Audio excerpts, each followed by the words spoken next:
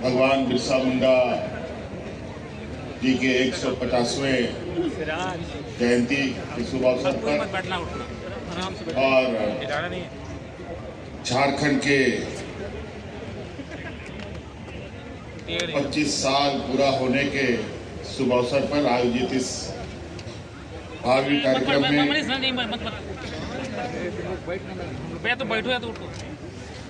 हमारे साथ मंच पर उपस्थित राज्य के राज्यपाल महोदय आदरणीय संतोष कुमार गंगवार जी, यहाँ उपस्थित सरकार के मंत्रीगण, यहाँ उपस्थित विधायकगण, सांसदगण, विशेषकर कांग्रेस प्रदेश प्रभारी हमारे साथ मौजूद हैं। इन सभी का हार्दिक अभिनंदन करते हुए यहाँ दूर दराज गांव से आए हुए आप सभी माताएं, बहनें, नौजवान साथी, बड़े बुजुर्ग, किसान भाइयों, आप सबका भी हार्दिक अभिनंदन करते हुए आप सबको जोहार करता हूं, क्योंकि आज का दिन बहुत ही महत्वपूर्ण झारखंड प्रदेश के लिए, झारखंड वासियों के लिए। आज दो दिवस एक साथ, एक तरफ भगवान बिरसा मुंडा जी का 150वां जयंती, दूसरा इस राज्य का स्थापना दिवस जो 25 साल पूरा हो चुका है, उसके अवसर पर आज मैं इस राज्य के सभी वीर नायकों और वीरांगनाओं को नमन करता हूं और अपनी बातें आपके बीच रखता हूं। आज यूं तो हम लोग स्थापना दिवस के अवसर पर यहाँ इकट्ठा हुए हैं, लेकिन आज इस स्थापना दिवस में उत्साह के साथ मेरे मन में थोड़ा सन्नाटा भी है, क्योंकि आज इस मंच पर हमारे बीच कुछ समय पहले तक इस राज्य के आदिवासी मूलवासी के छांव के रूप में, एक विशाल वृक्ष के रूप में हम लोग के बीच में रहे आदरणीय दिसोम गुरु शिबू सोरेन जी नहीं।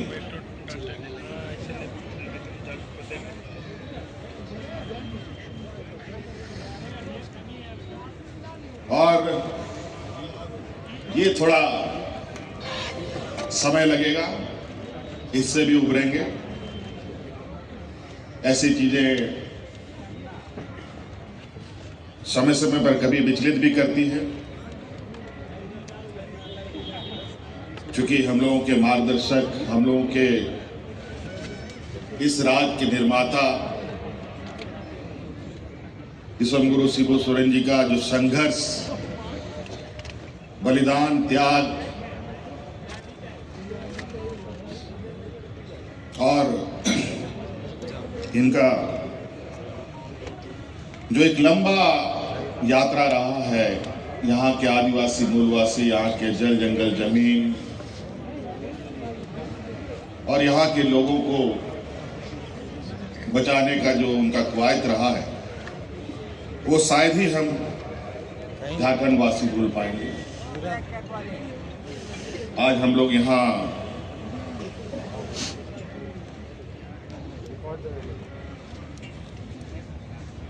इकट्ठा जरूर हुए हैं रजत जयंती के अवसर पर, लेकिन हमें आज इस बात को भी नहीं भूलना चाहिए के राज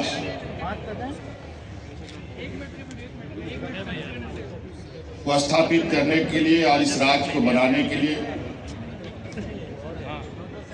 कितनी संघर्ष, कितनी बलिदानी हुई है। यूं तो 2000 ईस्वी में हम लोगों का राज बना, उसके आधार पर ये 25वां साल, लेकिन याद कीजिए ये 2000 ईस्वी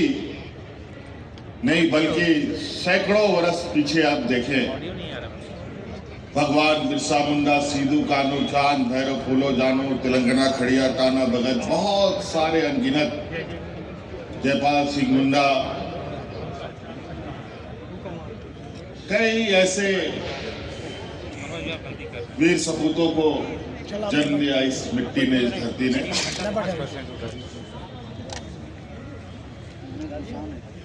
जिनके वजह से आज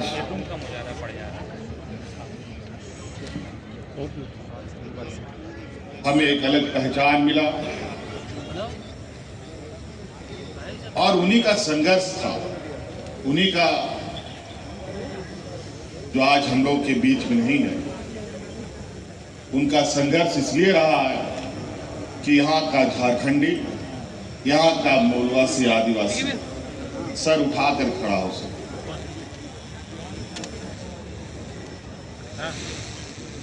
गर्व से अपने को झारखंडी कह सके। और आज ये सौभाग्य हमें मिला तो कहीं ना कहीं हमारे पूर्वजों का, हमारे उन वीर सपूतों का बहुत बड़ा योगदान रहा है। आज वो सब धीरे धीरे अपने समय काल के अंतराल हम लोग के बीच में नहीं रहे। अब बड़ी दायित्व अब हम सभी नौजवान और नई पीढ़ियों पर, हम सब के कंधों पर है। चाहे सरकार के तौर पर, सरकार के कंधे पर हो, चाहे आम नागरिक के तौर पर यहाँ के किसान, नौजवान के कंधों पर है। आज हर कोने से हमें इस राज को सजाने के लिए, संवारने के लिए, इस राज्य के सर्वांगीण विकास के लिए योगदान देना होगा। आज ये 25 साल का उत्सव जरूर है, लेकिन मेरा ये मानना है कि ये 25 साल नहीं, अगला 25 साल 2050 में ये झारखंड प्रदेश कैसा होगा उसकी परिकल्पना हम करें, उसकी तैयारी में हम जुटे। इस प्रदेश ने पूरे देश को बहुत कुछ दिया।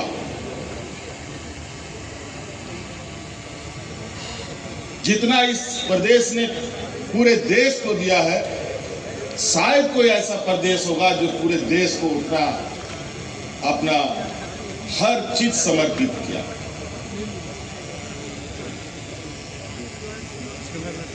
दुनिया में अगर देश की पहचान बनी है तो कहीं ना कहीं झारखंड की बहुत बड़ी भूमिका है। यहाँ के खनिज संपदाओं से देश के अलग अलग कोने में बड़े बड़े कारखानाओं की भट्टियां जली, उन कारखानाओं से उत्पादन हुआ,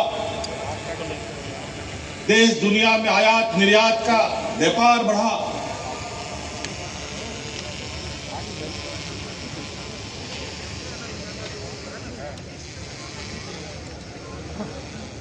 और आज हम अलग अलग सिर्फ खनिज संपदा ही नहीं, बल्कि हमारे लोग श्रम बल भी हम लोगों ने इतना दिया है,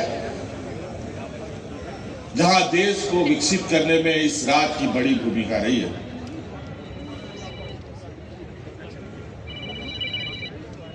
और हमें भी उम्मीद है कि देश इस राज्य को भी उतना ही सम्मान दे उतना ही अधिकार दे जिसका अधिकार हम हकदार हैं।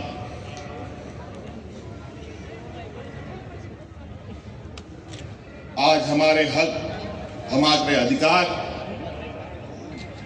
हमारे पूर्वजों ने जिस तरीके से अपने हक अधिकार की लड़ाई लड़ी, अब का हक अधिकार बिल्कुल अलग तरीके का है, जहां देश में एक संघीय ढांचे के रूप में सरकारें चलती हैं, अलग अलग राज्य केंद्र सरकार के अधीन कई विषयों से जुड़ा बंधा हुआ है। मेरा यह मानना है, विकसित देश तभी हो सकता है जब विकसित राज्य हो, और विकसित राज्य तभी हो सकता है जब विकसित हमारा गांव हो। हमारा गांव सशक्त होगा, हमारा ग्रामीण अर्थव्यवस्था मजबूत होगा, तो स्वाभाविक रूप से राज्य की अर्थव्यवस्था भी मजबूत होगी, और राज्य भी मजबूत होगा और देश भी मजबूत होगा। सिर्फ खनिज संपदाओं से ही हम भरे पूरे नहीं, प्राकृतिक संसाधन हमारे पास, शायद हमारे पूर्वजों को इस बात का पूरा पूरा आकलन था कि भगवान ने हमें कई तरीकों से नवाजा है। सिर्फ जमीन के ही अंदर नहीं, जमीन के ऊपर भी हमें इतनी समृद्धि मिली है जिससे हम देश में एक अलग पहचान बना सकते। और इसीलिए अब हमारी सरकार सिर्फ खनिज संपदाओं के इर्द गिर्द नहीं, बल्कि इससे अलग और इससे हटकर जो हमारे इस राज्य के जनमानस की भावना है और उनकी आर्थिक, सामाजिक, मानसिक, बौद्धिक क्षमता है,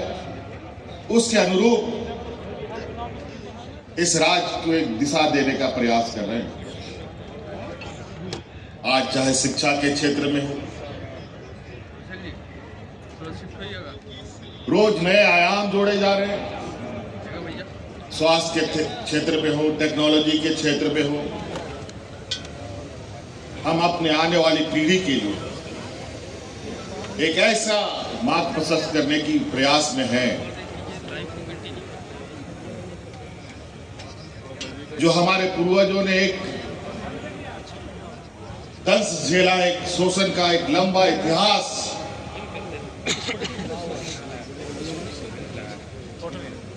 उनके सीने में दफन रहा है, उससे वो बाहर निकले।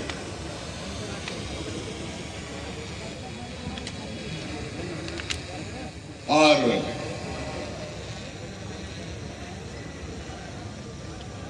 इस कदर वो अपने आप को मजबूत कर पाए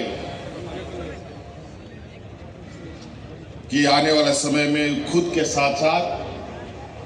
इस राज्य को भी ताकत देने की, इसको आगे बढ़ाने का हिम्मत जुटा सके।